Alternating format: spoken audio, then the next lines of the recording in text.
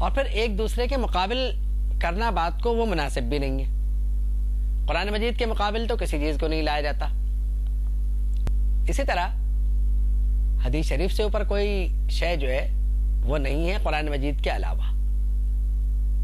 جب کوئی رائے، جب کوئی بات یا کوئی مسئلہ قرآن مجید میں موجود ہو اور اس کی صراحت ہو تو پھر عام طور پر اس پر اکتفا کر لیا جاتا ہے. نہیں ہے تو حدیث ہی کی طرف جاتے ہیں، کیونکہ قرآن مجید کو سمجھانے کے لیے اس در سے بہترین در کوئی نہیں اور ان سے بڑا استاد کوئی نہیں. تو جو بات نبی کریم صلی اللہ تعالی علیہ وسلم قرآن مجید سے متعلق ہم کو سمجھا سکتے ہیں وہ کوئی اور ہمیں نہیں سمجھا سکتا. اور حدیث شریف کو سمجھنا سمجھانا یہ بھی بہت ضروری ہے. یعنی حدیث شریف کی جو تفہیم ہے یا حدیث شریف کا جو فہم ہے وہ بھی بہت ضروری ہے. ہم نے حدیث پڑھی، ہمارے سمجھ بات آ گئی، ایسا بھی نہیں ہے. کبھی کبھی بڑے بڑے جاننے والے جو ہیں وہ بہت ساری چیزوں میں الجھ جایا کرتے ہیں. تو اس کے لیے بہت بڑی بڑی شروحات بھی لکھی جاتی ہیں، مختصر شروحات بھی کی جاتی ہیں، اور عام طور پر بخاری، مسلم، اس کے بعد قدر ترمذی کی شرح پر زور دیا جاتا ہے، کیونکہ ان کتابوں کے بعد عام طور پر جو احادیث کریمہ موجود ہیں وہ ان کتابوں میں تقریباً آ جاتی ہیں. اور اس کے بعد ظاہر بات ہے کہ باقی احادیث کریمہ جو ہیں ان کو سمجھنے میں کہیں کہیں دقت ہوتی ہے. وہ علماء کا کام ہے کہ مطابقت کیسے دی جائے، فقہی مسئلہ کیسے نکالا جائے، فتویٰ کیسے لیا جائے، یہ ایک بالکل الگ بات ہے. اور یہ موضوع بھی اپنی جگہ پر اللہ کے توفیق سے کبھی نہ کبھی انشاءاللہ زیر بحث آئے گا.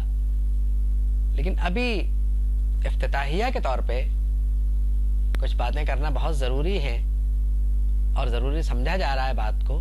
تو اس لیے وہ بات کی جا رہی ہے جو کتاب صحیح بخاری شریف کے شروع ہونے سے پہلے ہمارا تعلق وہاں سے جوڑ دے. کیونکہ جب تک ہر شے کے بارے میں 3 باتیں ہوتی ہیں عام طور پر کہ اس کی اہمیت کیا ہے، اس کا موضوع کیا ہے، اس کے پڑھنے کا مقصد کیا ہے. اہمیت پر تو ہم تقریباً بات کر ہی رہے ہیں. موضوع بھی ظاہری بات ہے کہ ہم سمجھ گئے. غرض ہے زندگی کو بہتر بنانا، زندگی کو سنوارنا، اور ظاہری بات ہے کہ اخلاقیات کو ٹھیک کرنا، اور ظاہری بات ہے کہ نفس کی تربیت کرنا جو بنیادی مسئلہ ہے اس میں، تربیت نفس. کیونکہ صحیح معنی میں نفس کی تربیت حدیث شریف ہی سے ہوتی ہے، اور قرآن مجید سے فیض حاصل کرنے کا طریقہ حدیث شریف ہی بتایا کرتی ہے. کیونکہ قرآن مجید ہم حدیث کی مدد سے پڑھیں گے تو زیادہ آسانی سے سمجھ میں آئے گا، اور براہ راست پڑھنا چاہیں گے تو بہت مشکل ہے. کیونکہ جو ترجمہ ہے اس میں کہیں نہ کہیں مسئلہ تو ہے. تو اب جو حدیث شریف پڑھائے گی ہمیں، حدیث شریف سے جو تعلیم حاصل ہوگی قرآن مجید کی، تو اس کی تو بات ہی کیا ہے. اس میں وقتاً فوقتاً کبھی تصوف آئے گا، کبھی فقہ آئے گی، کبھی اور کچھ چیزیں آئیں گی. اور اگر ہم یعنی تصوف کو ہم وہ تو یوں ہی علیحدہ کر کے پڑھ رہے ہیں، ورنہ بات یوں نہیں ہے.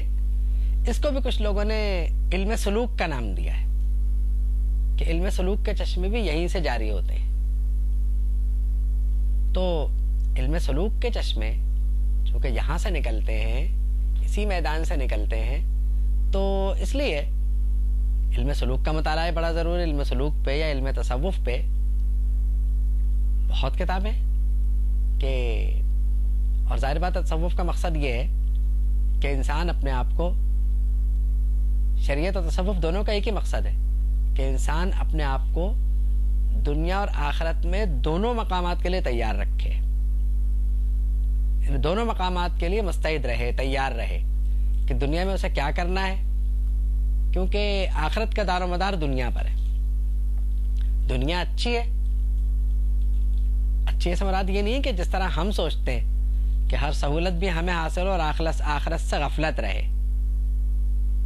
ایسا نہیں ہے. ہر سہولت ہمیں حاصل ہو اور آخرت سے غفلت رہے تو شاید ہماری دنیا تو بہتر بن گئی, آخرت نہیں بنی. اور اگر ہم ہر کام کو, ہر بنیادی کام کو اس طرح کریں کہ دنیا اس لیے بہتر ہو کہ ہماری آخرت بھی ساتھ ساتھ بہتر ہوتی رہے, تو یہ زیادہ بہتر ہے, کیونکہ اس کے بعد کی جو زندگی ہے وہ بڑی اہم ہے.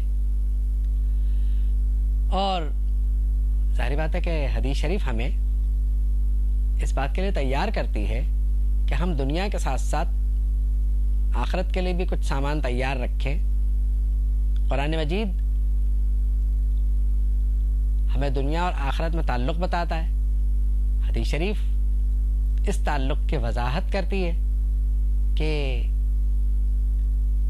آخرت بہتر بنانے کے لیے دنیا کو بہتر کس طرح بنانا چاہیے. کیونکہ دیکھیے, دنیا ایک ایسی شے ہے جس سے دل لگانے کے بعد ظاہر بات ہے کہ انسان پوری طرح آخرت سے غافل ہو جاتا ہے.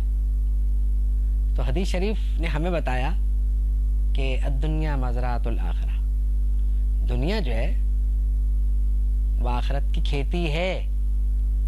یعنی دنیا میں تم جو اگاؤ گے اسے آخرت میں کاٹو گے. دنیا میں جو کچھ ہم نے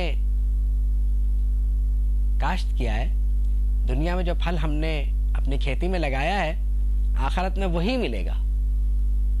یعنی جو عمل ہم کریں گے دنیا میں, آخرت میں وہی ہمارے سامنے آئے گا. اللہ فرماتا ہے فَمَن يَعْمَلْ مِثْقَالَ ذَرَّةٍ خَيْرًا يَرَهُ, جو ذرہ برابر بھی اچھائی کرے گا وہ آخرت میں دیکھ لے گا. وَمَن يَعْمَلْ مِثْقَالَ ذَرَّةٍ شَرًّا يَرَهُ, جو ذرہ برابر برائی کرے گا وہ بھی اسے دیکھ لے گا. یعنی اچھائی اور برائی دونوں اپنے اپنی صورتوں میں سامنے آ جائیں گی. تو اب ظاہر ہے کہ اگر ہم جاننا چاہتے ہیں کیسے, کیونکہ یہ تو ایک قاعدہ کلیہ ہو گیا نا. اب اگر ہم جاننا چاہتے ہیں کہ کیسے, تو اس کے لیے ہمیں حدیث شریف کا سہارا لینا پڑے گا. اور حدیث شریف کا سہارا لینے کے بعد ہی بات سامنے آئے گی. دنیا اور آخرت کے تعلق کو سمجھنے کے لیے احادیث مبارکہ کا مطالعہ اگر رہے تو انسان بہت آسانی سے بات کو سمجھ سکتا ہے. اور ظاہر بات ہے کہ آپ تصوف کتابیں اٹھائیں, تمام کے تمام کتابیں, تو ہر کتاب میں آپ کو احادیث مبارکہ بہت اچھی طرح بڑے خوبصورت طریقے سے ان کی وضاحت ملے گی. بخاری کا جب ہم مطالعہ کرتے ہیں تو ہمیں ابتدا ہی سے شریعت و طریقت کا تعلق بڑا واضح نظر آتا ہے اس میں. اور میرا ذاتی خیال ہے, میں نے کہیں دیکھا نہیں, لیکن میرا اپنا خیال ہے کہ ویسے جو محدث ہوتا ہے, امام بخاری, امام مسلم کے لیول کا جو انسان ہے, وہ تصوف سے انکار تو کبھی نہیں کریں گے.